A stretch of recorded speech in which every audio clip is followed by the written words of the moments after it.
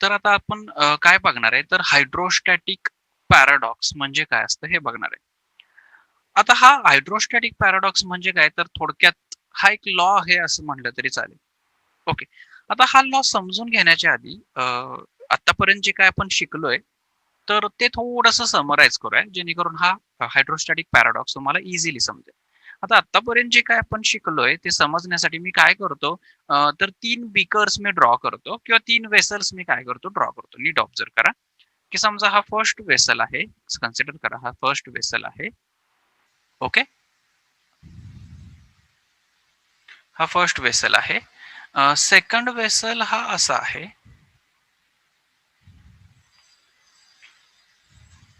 Okay. आणि third vessel हा समजा हा अशा पद्धतीने आहे.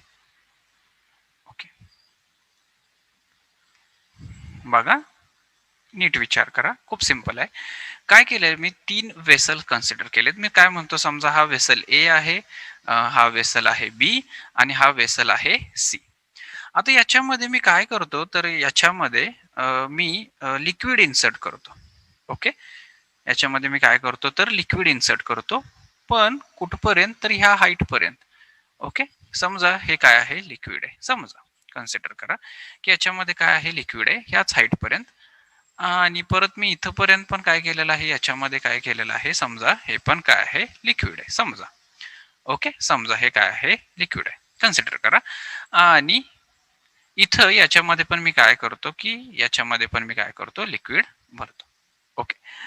आता मला तुम्हाला हा प्रश्न विचारायचा आहे, की इथं जो पॉइंट आहे बॉटमचा, तर ह्या बॉटमच्या पॉइंटवर किंवा ह्या बॉटमच्या पॉइंटवर आणि ह्या बॉटमच्या पॉइंटवर किती प्रेशर एक्झर्ट होत असेल. समजा मी असं कन्सिडर करतो, की हे जे काही लिक्विड आहे किंवा वॉटर आहे, आणि हे वॉटर मी काय केलेलं आहे, प्रत्येक वेसलमध्ये भरलेलं आहे. आणि त्याच्यामुळं ह्या पॉइंटवर म्हणजे बॉटम ऑफ ए सिलेंडरवर जे काही प्रेशर एक्झर्ट होईल, तर ते मी म्हणतो पीए एवढं आहे. इथं जे काही प्रेशर एक्झर्ट होईल ते किती आहे, पीबी एवढं. आणि इथं जे काही प्रेशर असेल ह्या पॉइंटवर, तर ते किती कन्सिडर करतो मी, पीसी. ओके. तर आता मला तुम्ही सांगायचंय, की ह्या पीए, पीबी आणि पीसी मध्ये काय रिलेशन असेल. आता तुम्हाला असं वाटतंय का, की पीबी जे काही प्रेशर असेल ह्या बी वेसल मध्ये, ते जास्त असेल as a compare to C, असं तुम्हाला वाटतंय का? का कारण की इथं जो काही क्रॉस सेक्शनल एरिया आहे तो जास्त आहे, असं तुम्हाला वाटतंय का, की इथं प्रेशर हा पीबी काय पाहिजे, हा जास्त पाहिजे ॲज अ कम्पेअर टू, काय म्हणता येईल, की समजा हा जास्त पाहिजे. ओके. कुणापेक्षा, पीए पेक्षा. आणि पीसी पेक्षा तो ऑब्विसली काय पाहिजे, कमी पाहिजे. पीसी पेक्षा काय पाहिजे, कमी, असं तुम्हाला वाटतंय का? पण तसं नाहीये बाळांनो. तर काय रिलेशन असणार आहे पी ए, पी बी आणि पीसी मध्ये काय रिलेशन असणार आहे, तर बाळांनो हे तिन्ही जे काही प्रेशर्स असणार आहेत ते इक्वल असणार आहेत. म्हणजे मी काय म्हणलं, की जे काही वेगवेगळे सिलेंडर्स आहेत, वेगवेगळ्या शेपचे जे काही सिलेंडर्स आहेत, तर त्याच्या बॉटमवर जे काही प्रेशर एक्झर्ट होत असेल because of this liquid inside the cylinder is is equal. आता हे असं मी का म्हणतोय, कारण की आपण लास्टच लेक्चरला आपण हे समजून घेतलंय, की जे काही प्रेशर एक्झर्ट होत असेल एखाद्या लिक्विडमुळं, तर ते प्रेशर किती असतं, तर ते आपण काढलेलं, तर ते असतं एच रो जी. ओके. ही एच म्हणजे हाईट झाली त्या लिक्विड कॉलमची, रो म्हणजे डेन्सिटी झाली, आणि G be the acceleration due to gravity. आता इथं मी सेम लिक्विड भरले, म्हणजे सेम वॉटर भरले तिन्ही वेसल मध्ये, म्हणजे रो पण सेम आहे. आणि एच इथं बघा, तिन्ही सिच्युएशन मध्ये एच पण सेम आहे, एच पण सेम आहे. म्हणजे जे काही प्रेशर असेल ते कुणावर डिपेंड असतं डॉमिनंटली, तर ते एच वर डिपेंडेंट आहे. मग एच वर जर डिपेंड असेल प्रेशर, तर ह्या सिच्युएशन मध्ये जे काय मी वॉटर याच्यामध्ये भरले तिन्ही वेसल मध्ये, ते वॉटर त्याची हाईट जी काय आहे, ऑब्विसली ही जी काय हाईट आहे तिन्ही सिच्युएशन मध्ये ती एचच आहे. मग एच जर हाईट असेल तिन्ही सिच्युएशन मध्ये, तर ऑब्विसली ह्या बॉटमवर जे काही प्रेशर एक्झर्ट होत असेल, म्हणजे pressure at point A, pressure at point B आणि प्रेशर ऍट पॉइंट सी, हे तिन्ही काय असणार आहेत, इक्वल असणार आहेत. का? Because of this formula. ह्या फॉर्म्युला आपण लास्ट लेक्चरमध्ये डिस्कस केलेला आहे. ओके. मग मी याच्यावरनं, ह्या एक्सपेरिमेंट वरनं मी असं लिहू शकतो का, बघा मी काय करतो, हे इरेज करतो. बघा, ह्या एक्सपेरिमेंट वरनं मी असं लिहू शकतो का, की pressure pressure at a point pressure at a point depends only on a height of liquid column depends depends only on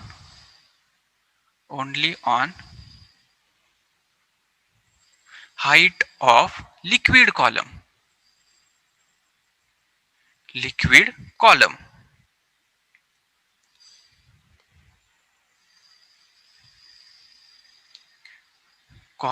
above it. Okay. आणि हे जे काही प्रेशर असतं ते आता आपण ह्या लास्ट एक्झाम्पल मध्ये बघितलं की ते फक्त कोणावर डिपेंड असतं तर obviously height of a liquid column above it. Okay. And it is independent of A shape of vessel and it is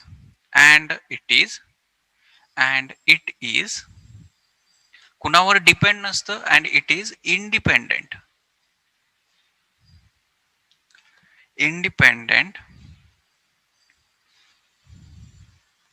on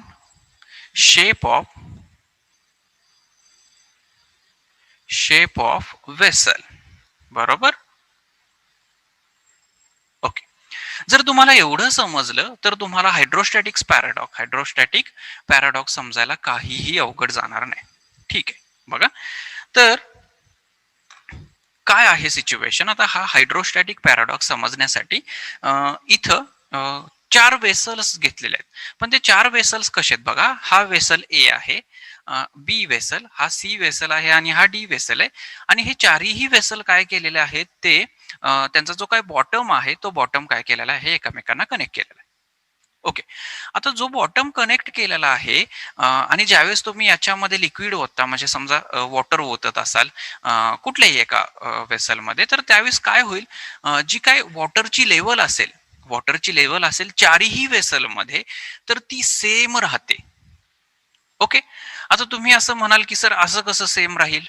बघा आता तुम्हाला असं वाटेल का बघा इथं जो काय पॉइंट आहे इथं पॉइंट मी त्याला काय पॉइंट म्हणतो तर सी पॉइंट म्हणतो किंवा इथं जे काही प्रेशर असेल तर ती त्या प्रेशरला मी काय म्हणतो पीसी.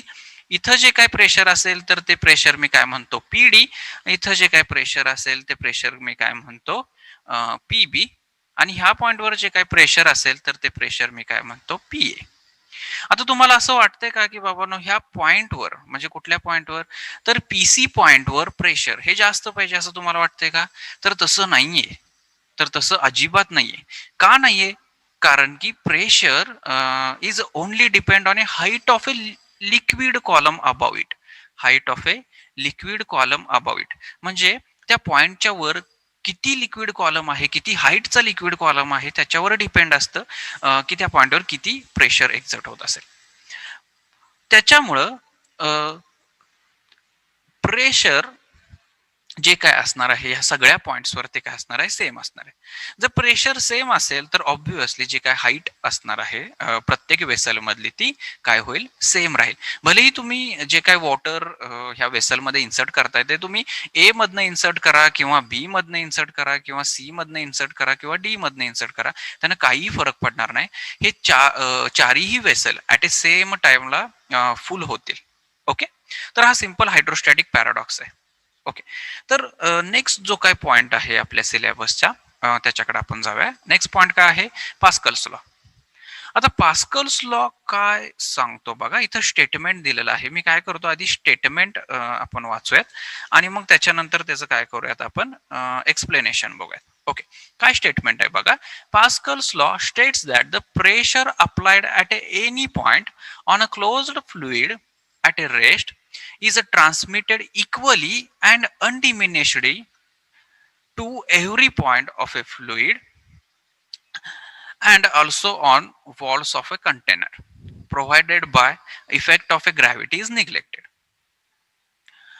आता काय कळालं तुम्हाला स्टेटमेंट वरनं काही कळलं नसणार आहे. ओके. मग आपण काय करूया की याच्यामधला एक शब्दाचा अर्थ समजून घेऊया. तर काय आहे बघा परत एकदा मी वाचतो.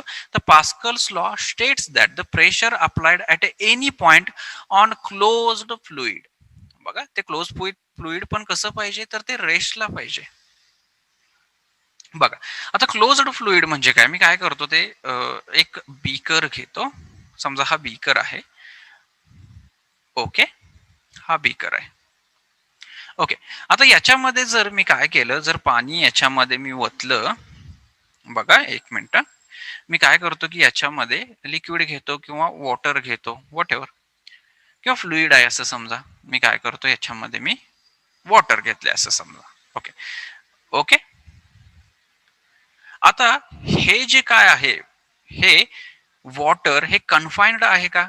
ऑब्विसली कन्फाइन्ड आहे. म्हणजे ते क्लोज फ्लुइड आहे का? ऑब्विसली क्लोज फ्लुइड आहे. रेस्टला आहे का? रेस्टला म्हणजे काय, तर हे जे काय फ्लुइड मी कन्सिडर केलंय त्याची वेलॉसिटी ही 0 आहे का? आहे. म्हणजे पास्कल्स लॉ कुणावर अप्लाइड होतो हे आधी समजून घ्या. तर ते ऑब्विसली कुणा अप्लाइड होतो, तर क्लोज्ड फ्लुइड वर अप्लाय होतो, आणि ते पण कसं पाहिजे, रेस्ट मध्ये पाहिजे. ओके, नेक्स्ट स्टेटमेंट काय सांगते बघा.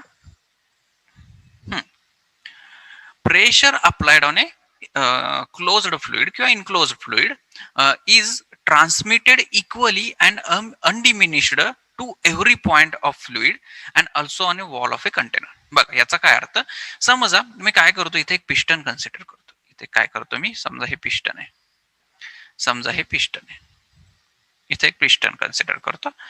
ओके, समजा हे काय आहे, पिस्टन आहे. ओके, आता मला एक सांगा, मी याच्यामध्ये काय कन्सिडर करतो, इथे एक पॉइंट आहे, इथे एक पॉइंट आहे, आणि ऑब्विसली इथे एक पॉइंट आहे. असे मी 3 पॉइंट मी कन्सिडर करतो. आता इथं PA एवढं प्रेशर आहे या पॉइंटवर, इथं PB एवढं प्रेशर आहे, म्हणजे जे काय वॉटर मी कन्सिडर केलंय त्याच्यामुळे इथं, आणि इथं PC एवढं प्रेशर आहे. आता याच्यामधलं जे काही रिलेशन असणार आहे ते ऑब्विसली काय रिलेशन असणार आहे, PA कशा कशातलं relation, PA PB and PC मधलं रिलेशन हे काय असणार आहे बघा. तर ऑब्विसली PC हा जास्त असणार आहे. आता तुम्ही म्हणाल कसं काय सर, कारण की इथून हाईट जर तुम्ही कन्सिडर केली तर ती C पॉइंट साठी जास्त हाईट आहे. ओके, आता काय करायचंय बघा, पास्कल्स लॉ समजून घेण्यासाठी काय केलंय पास्कल्स लॉ मध्ये, जर प्रेशर अप्लाइड केलं, बघा Pascal's law state that the pressure applied at any point, म्हणजे मी कुठल्याही पॉइंटवर जर प्रेशर अप्लाइड केलं, मग मी काय करतो, समजा ह्या पिस्टनवर काय करतो, या पिस्टनवर काय केलंय मी, समजा P एवढं प्रेशर मी काय केलंय याच्यावर अप्लाइड केलंय समजा, म्हणजे हा पिस्टन मी काय केला, काही फोर्सनं मी काय केला, खाली ढकलला. ओके, मग त्यावेळेस त्याच्यावर काहीतरी P एवढं प्रेशर एक्झर्ट होईल. ओके, ह्या एरियावर. ओके, समजा हे अप्लाइड जे काही पी प्रेशर आहे, तर ते P pressure, applied pressure is transmitted equally and undiminished to every point of a fluid. म्हणजे हे जे काही पी प्रेशर आहे ते प्रत्येक पॉइंटवर, म्हणजे ह्या फ्लुइड मधल्या प्रत्येक पॉइंटवर इक्वली ट्रान्समिट होतं. बघा, हे अप्लाइड प्रेशर हे काय होतं, प्रत्येक पॉइंटवर इक्वली ट्रान्समिट होतं. आता याचा अर्थ काय, ज्या वेळेस मी प्रेशर अप्लाय करेल तर त्यावेळेस ह्या ए पॉइंटचं जे काही प्रेशर असणार आहे तर ते असणार आहे PA प्लस P. बी पॉइंटचं पण प्रेशर किती असणार आहे, PB प्लस P. आणि सी पॉइंटचं प्रेशर किती असणार आहे, PC प्लस P. म्हणजे तुम्ही कुठलाही जरी पॉइंट घेतला ह्या फ्लुइड मध्ये, तर त्या फ्लुइडचं जे काय, त्या पॉइंटचं जे काही प्रेशर असेल तर ते काय होणार आहे, P न वाढणार आहे. प्रत्येक पॉइंट चं जे काही प्रेशर असणार आहे ते अप्लाइड प्रेशरनं इक्वली वाढणार आहे. ओके, आता ते प्रेशर म्हणजे तो जो काय पॉइंट आपण कन्सिडर केलाय तो लिक्विड मध्येच असावा का, असंही नाही. तर pressure on A wall, pressure on A wall obviously तुम्हाला माहित आहे की हे जे काही लिक्विड आहे ते वॉलवर पण प्रेशर एक्झर्ट करत असणार आहे, म्हणजे आपण पॉइंट C त्याच्यासाठी कन्सिडर केलेला. तर त्या तो जो काही प्रेशर असणार आहे, जो वॉलवर प्रेशर एक्झर्ट होतोय, तर ते पण प्रेशर अप्लाइड प्रेशर मुळे वाढेल. ओके, म्हणजे इथं जे काही PC आहे, जेवढं प्रेशर आहे ह्या वॉलवर, तर ते ऑब्विसली किती होणार आहे, प्रेशर अप्लाय केल्यावर PC प्लस P. ओके, आता हा पास्कल्स लॉ कधी ट्रू आहे, ज्या वेळेस ग्रॅव्हिटेशनल जो इफेक्ट आहे तो निग्लेक्ट केलाय, तेव्हाच हा पास्कल्स लॉ काय आहे, ट्रू आहे. बघा सिंपल डायग्राम आहे, सिंपल एक्सप्लेनेशन आहे पास्कल्स लॉचं. बघा मी परत एकदा समराइज करतो, काय सांगतो Pascal's law. Pascal's law states that the pressure applied at any point on enclosed fluid, म्हणजे पास्कल्स लॉ कधी ट्रू आहे, ज्यावेळेस जे जे काही फ्लुइड असेल ते इनक्लोज्ड असेल, म्हणजे क्लोज्ड वेसल मध्ये असेल, पण ते पण कसं पाहिजे, तर ते पण रेस्टमध्ये पाहिजे. रेस्टमध्ये पाहिजे म्हटल्यानंतर त्याचा काय अर्थ होतो, तर व्हेलॉसिटी त्या फ्लुइडची किती पाहिजे, 0. ओके.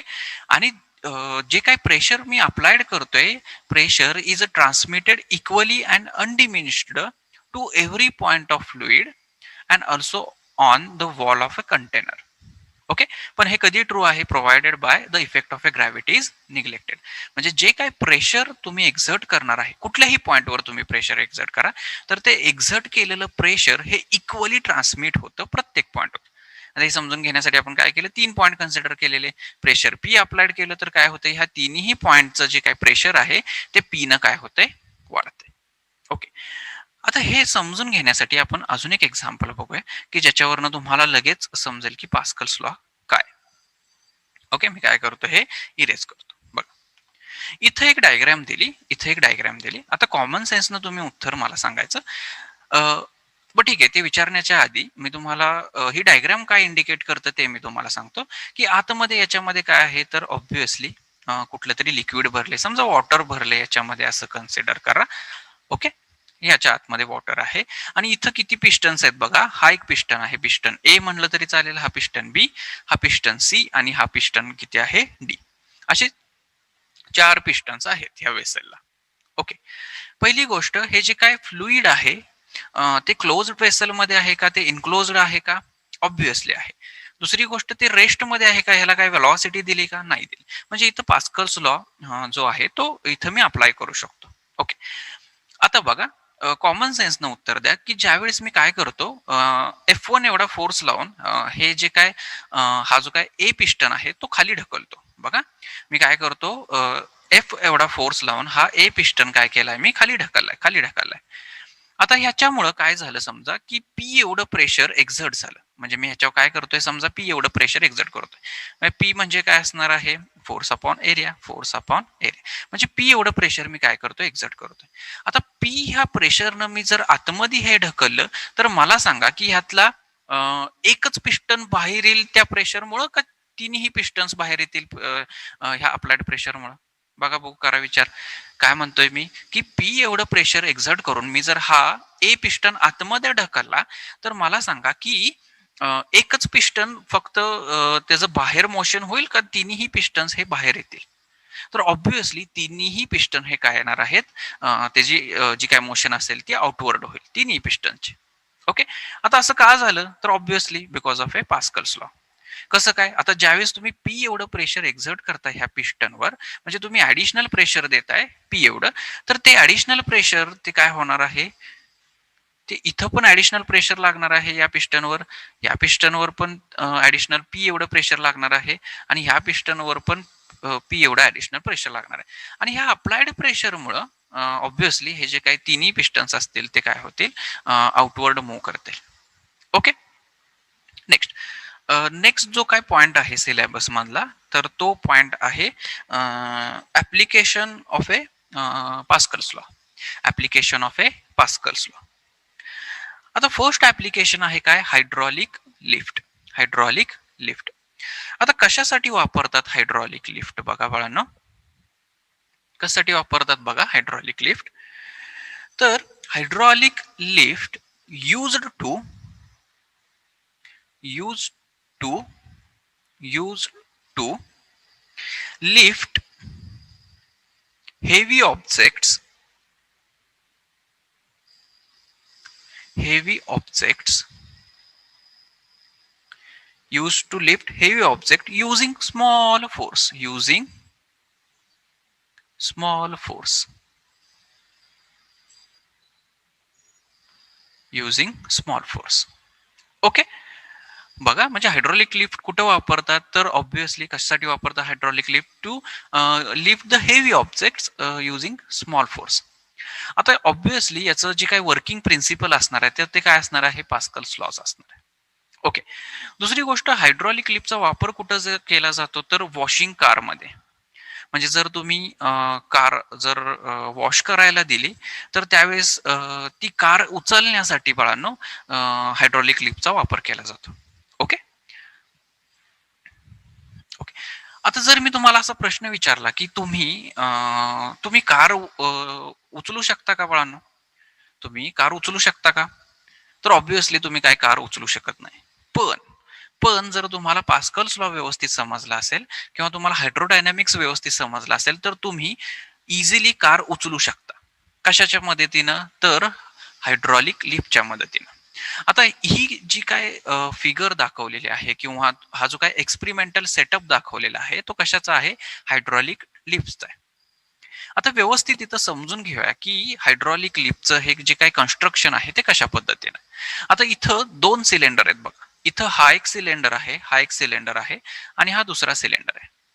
हा जो काय फर्स्ट सिलेंडर आहे जो मी कन्सिडर करतोय, तर त्याचा जो काय एरिया ऑफ क्रॉस सेक्शन आहे तो A1 आहे आणि जो सेकंड सिलेंडर आहे त्याचा एरिया ऑफ क्रॉस सेक्शन किती आहे? याचा एरिया ऑफ क्रॉस सेक्शन किती आहे? A2 आहे. ओके.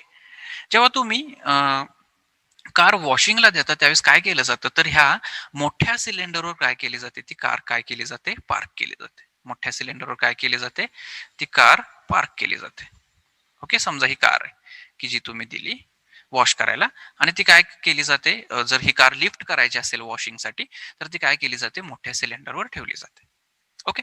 आणि इथून आपण काय करतो? प्रेशर एक्सर्ट करतो. समजा हे तुम्ही आहे की याच्यावर काहीतरी प्रेशर एक्सर्ट करताय. ओके. आता याच्यावरनं मी असं लिहू शकतो का की एरिया ऑफ क्रॉस सेक्शन म्हणजे हा जो काय A1 area of cross section आहे ह्या ए सिलेंडरचा किंवा फर्स्ट सिलेंडरचा, तर तो कमी आहे as compare to A2. Okay, इथं दिसतंयच तुम्हाला. ओके. आता मला सांगा जर तुम्ही इथं F1 एवढं प्रेशर एक्झर्ट केलं, सॉरी, F1 एवढा फोर्स एक्झर्ट केला ह्या फर्स्ट पिस्टनवर, तर काय होईल? किती प्रेशर एक्झर्ट होईल?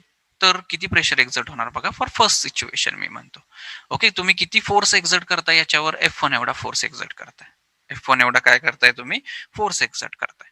Okay, for for first cylinder म्हणतो मी आणि हा सेकंड सिलेंडर. ओके. आता ह्या F1 फोर्समुळे इथं काहीतरी प्रेशर जनरेट होणार ऑब्व्हियसली. तर किती प्रेशर झालंय इथं? Generated pressure in a first cylinder when we are applying F1 force, तर ते किती आहे? P1. ओके. मग ते जे काही P1 असणार आहे म्हणजे तुम्ही P1 एवढं जे काही प्रेशर आहे ते एक्झर्ट करताय तुम्ही ह्या फर्स्ट सिलेंडरवर, तर ते काय असणार आहे? Obviously force per unit area. इथं फोर्स किती अप्लाय केलाय तुम्ही? A1 आणि एरिया ह्याचा क्रॉस सेक्शनल एरिया किती आहे? तर A1 आहे. ओके, म्हणजे फोर्स किती अप्लाय केलाय? सॉरी, तो किती अप्लाय केलाय? F1 आणि क्रॉस सेक्शनल एरिया आहे किती? A1. ओके. आता हे जे काय अप्लाइड प्रेशर आहे, हे जे काय अप्लाइड प्रेशर आहे, तर हे अप्लाइड प्रेशर इक्वली आणि अनडिमिनिशली काय होईल? ट्रान्समिट होईल. कुठं? सेकंड पिस्टन मध्ये. ऑब्व्हियसली म्हणजे सेकंड सिलेंडर मध्ये हे जे काय प्रेशर असेल ते इक्वली ट्रान्समिट होईल. आता इथं बघा, इथं काय दाखवलंय बघा, म्हणजे इथं काय असेल? जे काय प्रेशर असेल इथं, ते इथं किती लिहिलेलं आहे? P2. पण ते प्रेशर बाळांनो ऑब्व्हियसली किती एवढं असणार आहे? P1 एवढं असणार. म्हणजे जे काही तुम्ही प्रेशर अप्लाय करताय ते सगळं केलेलं प्रेशर हे इथल्या प्रत्येक पॉइंटवर हे काय होईल? इक्वली ट्रान्समिट होईल. म्हणजे ह्या हा जो काही लोअर पार्ट आहे ह्या पिस्टनचा त्याच्यावर पण P1 एवढं प्रेशर एक्झर्ट होईल. ओके. मग इथं जो काही P2 एवढं प्रेशर आहे, इथं जे काही P2 एवढं प्रेशर आहे, तर ते किती प्रेशर फोर्स एक्झर्ट करेल? तर ते असणार आहे F2 divided by A2. F2 divided by A2. Okay. जर मी काय करतो, जर मी म्हटलं तुम्हाला की हे जे काही P1 प्रेशर आहे तुम्ही एक्झर्ट केलेलं, तर ते इक्वली ट्रान्समिट झाले कुठं? तर ह्या सेकंड सिलेंडरमध्ये. मग इथं मी असं लिहू शकतो का ह्या इक्वेशनचा उपयोग करून की P1 is equal to P2, पण मी असं लिहू शकतो का की F1 divided by A1 is equal to F2 divided by A2. बघा, आता इथं समजून घ्या की F2 म्हणजे काय? तर F2 ह्या पिस्टननं केलेलं पिस्टननं अप्लाय केलेला फोर्स आहे. कोणावर? ह्या कारवर. बघा F2 ची डायरेक्शन बघा. F1 आपण अप्लाय करतोय आणि F2 काय होतंय? तर त्या ह्या F2 फोर्स हा अप्लाय करतोय कोणावर? ह्या कारवर. ओके. मग मी काय करतो? हे F2 साठी काय करून घेतो? सॉल्व्ह करून घेतो. F2 साठी काय करतो? मी सॉल्व्ह करतो. मग हे कसं होईल बाळांनो? तर F1 into A2 divided by A1. A2 divided by A1. बघा काय इक्वेशन झालं? म्हणजे आपण प्रेशर किती अप्लाइड करतोय? बघा मी इथं परत एकदा इक्वेशन लिहितो. F2 is equal to F1 into A2 divided by A1. F1 काय आहे, तर तो आहे काय, अप्लाइड फोर्स. आणि F2 काय आहे, की तो आपल्याला मिळालेला फोर्स आहे, म्हणजे त्या फोर्सनं ही कार काय होणार आहे, लिफ्ट होणार आहे वरती. बघा, म्हणजे हा अप्लाइड केलेला फोर्स आहे आणि जे आपण आपल्याला आउटपुटला मिळेल, आउटपुटला किती फोर्स मिळेल तो आहे F2. आता इथं तुम्हाला मी आधीच सांगितलेलं की A2 हा मोठा असतो कोणापेक्षा, A1 पेक्षा. इथं आपण लिहिलंय बघा, आधीच लिहिलंय की हा जो काय A2 आहे तो मोठा आहे कोणापेक्षा, A2 is greater than A1. मग जर हा A2 हा ग्रेटर दॅन A1 असेल तर ही पण टर्म, कुठली term, A2 divided by A1, he always greater than 1 असणार आहे. जर ही टर्म ऑलवेज ग्रेटर दॅन 1 असणार आहे तर ऑब्व्हियसली बाळांनो, जर ह्या इक्वेशन कडे तुम्ही बघितलं तर आपल्याला जो काय फोर्स मिळणार आहे ते ऑब्व्हियसली ग्रेटर असणार आहे F1 पेक्षा. बघा, मी एक एक्झाम्पल घेतो, याच्यावरनं तुम्हाला इझिली समजेल मला काय म्हणायचंय तुम्हाला. ओके, बघा कन्सिडर करा. काय कन्सिडर करतो मी, की हा जो A1 आहे, मी इथं लिहितो समजा. ओके, जो काय A1 एरिया आहे, तर तो A1 एरिया मी किती कन्सिडर करतो बाळांनो, समजा तो मी कन्सिडर करतो 1 मीटर स्क्वेअर समजा. तो किती आहे, 1 मीटर स्क्वेअर. आणि जो काय एरिया आहे A2 ह्या सिलेंडरचा, एरिया ऑफ क्रॉस सेक्शन, तर तो मी किती कन्सिडर करतो, 8 मीटर स्क्वेअर. ओके, आता समजा मी ह्या व्हॅल्यू इथं सबस्टिट्यूट करतो तर मला काय मिळेल बघा, F2 is equal to F1. ह्या इक्वेशन मध्ये मी सबस्टिट्यूट करतो 8 डिवायडेड बाय 1, म्हणजे किती झालं तुमचं, F2 is equal to F1 into 8. म्हणजे तुमचं अप्लाइड फोर्स हे 8 पटीनं वाढले. बघा, म्हणजे इथं जे काय तुम्हाला फोर्स मिळणार आहे ह्या कारवर जे काय फोर्स एक्झर्ट होणार आहे, तर ते किती पटीनं वाढले, 8 पटीनं वाढले. म्हणजे जर मी 1 न्यूटन एवढा फोर्स मी ह्याच पिस्टनवर अप्लाय करत असेल तर 8 न्यूटन एवढा फोर्स या कारवर एक्झर्ट होतोय. म्हणजे जो काय तुम्ही फोर्स एक्झर्ट करताय तर तो काय झालाय, मॅग्निफाय झालाय. किती पटीनं मॅग्निफाईड झालाय, तर तो A2 डिवायडेड बाय A1 पटीनं मॅग्निफाईड झालाय. तर अशा पद्धतीनं तुम्ही कमी फोर्समध्ये पण काय करू शकता, कार लिफ्ट करू शकता. आणि कशामुळे हे पॉसिबल आहे, because of Pascal's law. Pascal's law मुळेच हे काय आहे पॉसिबल आहे. त्याचाच उपयोग करून काय करू शकतो आपण, कार जी आहे ती लिफ्ट करू शकतो. ओके, नेक्स्ट जे काय ऍप्लिकेशन आहे ते आहे hydraulic lift. Hydraulic sorry next जे ऍप्लिकेशन आहे हायड्रॉलिक लिफ्ट आपण आत्ताच बघितलं. तर नेक्स्ट ऍप्लिकेशन कशाचं आहे, hydraulic brakes. Hydraulic breaks.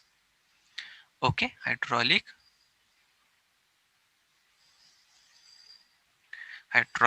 Breaks.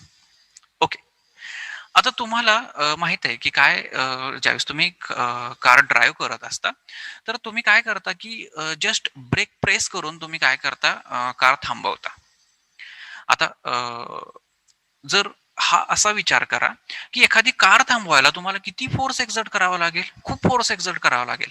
पण तीच कार तुम्ही आपल्या पायानं पायानं पायानं फोर्स एक्झर्ट करून तीच कार तुम्ही थांबवताय.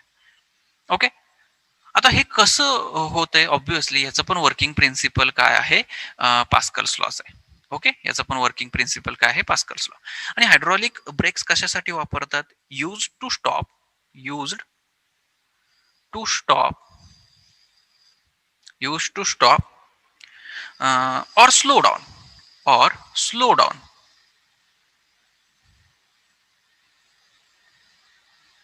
slow down vehicles, obviously.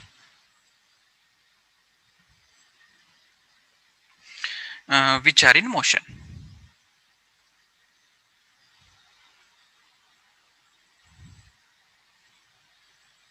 Okay, used to stop, कशासाठी वापरतात hydraulic brakes, use to stop और slow down vehicles which are in motion. आता इथं हायड्रॉलिक ब्रेक्स जे काय कारमध्ये वापरले जातात, तर त्या हायड्रॉलिक ब्रेक हायड्रॉलिक ब्रेक्स कसे वर्क करतात त्याचं हे पिक्टोरियल रिप्रेझेंटेशन आहे. आता इथे मी थोडक्यात तुम्हाला एक्सप्लेन करतो की हे जे काय 4 पिस्टन्स दिसतात इथं, काय नाव दिलंय त्यांना? Slave cylinders. तर हे स्लेव्ह सिलेंडर्स कुठं असतात? जिथं गाडीचे 4 पाय असतात, म्हणजे 4 व्हील्स असतात गाडीचे. तर त्या व्हील्स पाशी हे काय असतात तुमचे स्लेव्ह सिलेंडर्स असतात. म्हणजे इथं 4 चाकं जिथं असतात गाडीची तिथं हे स्लेव्ह सिलेंडर्स असतात. आणि जिथं तुम्ही ब्रेक दाबता तर तिथं एक मास्टर सिलेंडर असतो. बघा, ज्यावेळेस तुम्ही जिथं तुम्ही ब्रेक दाबता ब्रेक पॅडलवर, तर तिथं एक मास्टर सिलेंडर असतो. आता बघा, काय होतं ज्यावेळेस तुम्ही ब्रेक दाबता गाडीचा, तर त्यावेळेस काय होतं की हा मास्टर सिलेंडरवर काय होतं, ऑब्व्हियसली तुम्ही प्रेशर एक्झर्ट करताय. म्हणजे काय होतं की तुम्ही फोर्स एक्झर्ट करताय आणि त्याच्यामुळं इथं काहीतरी प्रेशर जनरेट होतं. समजा की इथं मी काय म्हणतो की पी एवढं प्रेशर काय झालेलं किंवा P1 एवढं प्रेशर काय झालेलं आहे, जनरेट झालं. आता हे जनरेटेड एक्स्ट्रा प्रेशर काय होतं, इक्वली ट्रान्समिट होतं प्रत्येक स्लेव्ह सिलेंडरवर. म्हणजे इथं काय होणार आहे, तर P1 प्रेशरनं हा जो काय सिलेंडर असणार आहे तो आउटवर्ड मूव्ह होणार आहे.